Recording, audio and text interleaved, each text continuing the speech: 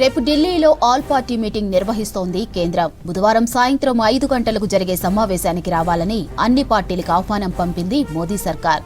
పశ్చిమాసియా ఉద్రిక్తతలు, దేశంలో గ్యాస్ కొరత, భారత్ సన్నద్ధతపై చర్చించే అవకాశం ఉంది.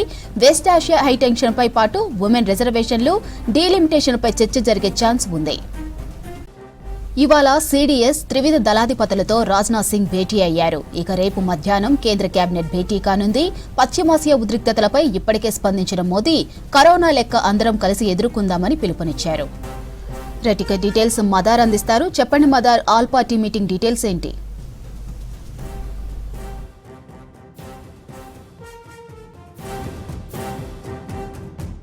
మాధురి, ఈ పశ్చిమాసియాలో నెలకొన్నటువంటి ఉద్రిక్త పరిస్థితుల నేపథ్యంలో భారత ప్రభుత్వం కీలక అడుగులు వేస్తుంది. దానిలో భాగంగానే నిన్న లోక్సభలో ప్రధాని మాట్లాడారు. అంతకుముందు రోజు కీలక మంత్రులతోటి ఒక సమీక్షా సమావేశాన్ని నిర్వహించారు. ఈ రోజు కూడా రక్షణ శాఖ మంత్రి రాజ్నాథ్ సింగ్, సిడిఎస్, అలాగే త్రివిధ దళాలు, డిఆర్డిఓ చైర్మన్ తోటి ఒక ప్రత్యేకంగా రివ్యూ సమావేశాన్ని నిర్వహించారు.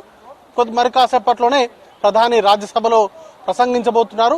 ఇక రేపు ఆల్ పార్టీ మీటింగ్ కి కేంద్రం కాల్ఫర్ చేసింది.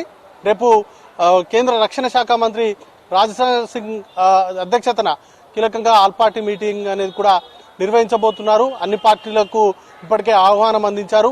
రేపు సాయంత్రం 5 గంటలకు ఈ సమావేశం జరగబోతా ఉంది. అయితే ప్రధానంగా 3 అంశాలు చర్చకొచ్చేటువంటి అవకాశం ఉంది.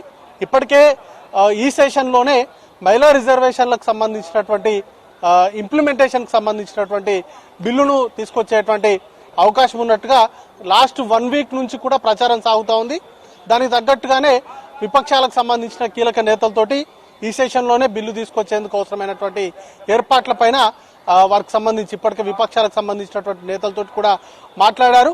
ఇక మరోవైపు డీలిమిటేషన్ కి సంబంధించినటువంటి అంశం కూడా తెరపైకి వచ్చింది. 2029 ఎన్నికల్లోపే డీలిమిటేషన్ కి సంబంధించినటువంటి ప్రక్రియను పూర్తి చేసే విధంగా కేంద్ర ప్రభుత్వం ఆలోచనలు చేస్తూ ఉంది. దానిలో భాగంగానే ఇప్పటి వరకు రాష్ట్రాల్లో ఉన్నటువంటి సీట్లకు సంబంధించి 50% పెంచేలాగా ఒక నిర్ణయం అనేది కూడా తీసుకున్నారు. దాన్ని ఇంప్లిమెంట్ చేసేందుకు ఈ సెషన్ అవసరమైతే పొడిగించైనా ఈ 2 కీలకమైనటువంటి బిల్లులను తీసుకొచ్చి ఆమోదింపజేసుకోవాలనేటువంటి లక్ష్యంతో కేంద్ర ప్రభుత్వం ఉంది.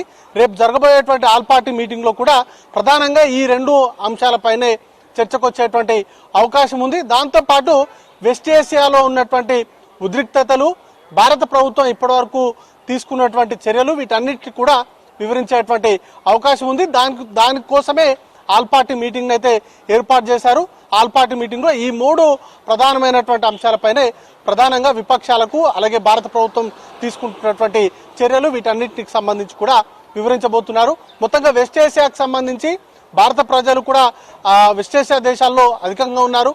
వారికి సంబంధించినటువంటి సేఫ్టీతో పాటు వారిని సురక్షితంగా భారత్ కు తీసుకొచ్చేందుకు చేపడుతున్నటువంటి మార్గాలు కావచ్చు, అలాగే భారత్ కు సంబంధించి ముఖ్యంగా ఏవైతే ఆయిల్ కావచ్చు, లేకపోతే గ్యాస్ కు సంబంధించినటువంటి వెజిల్స్, ముఖ్యంగా హర్మోజ్ జలసంధిలో ఎక్కడైతే ఉన్నాయో వాటిని ఇండియాకు తీసుకొచ్చేందుకు భారత ప్రభుత్వం చేపడుతున్నటువంటి చర్యలు, అలాగే ఇంటర్నల్ సెక్యూరిటీకి సంబంధించి భారత ప్రభుత్వం ఇప్పటివరకు తీసుకున్నటువంటి చర్యలు, భవిష్యత్తులో తీసుకుపోయేటువంటి చర్యలకు సంబంధించి పూర్తిగా ఇప్పటికే రివ్యూస్ అయితే పూర్తయ్యాయి. రేపు జరగబోయేటువంటి ఆల్ పార్టీ మీటింగ్ లో వీటన్నిటిపైన కూడా కేంద్ర ప్రభుత్వం నుంచి స్పష్టమైనటువంటి ప్రకటన కూడా వచ్చేటువంటి అవకాశం ఉంది. ఇక మహిళా రిజర్వేషన్ల బిల్లు, దాంతో పాటు డీలిమిటేషన్ కి సంబంధించి కూడా ఈ సమావేశాల్లోనే బిల్లులను తీసుకొచ్చి 2 బిల్లులను కూడా ఆమోదింపజేసుకోవాలని కేంద్ర ప్రభుత్వం భావిస్తూ ఉంది. దానికి సంబంధించినటువంటి అంశాలపైన కూడా అన్ని పార్టీలకు సంబంధించినటువంటి నేతలతో మాట్లాడి వాటికి సంబంధించినటువంటి అంశాలపైన కూడా క్లారిటీ ఇవ్వబోతున్నారు. మాధురి.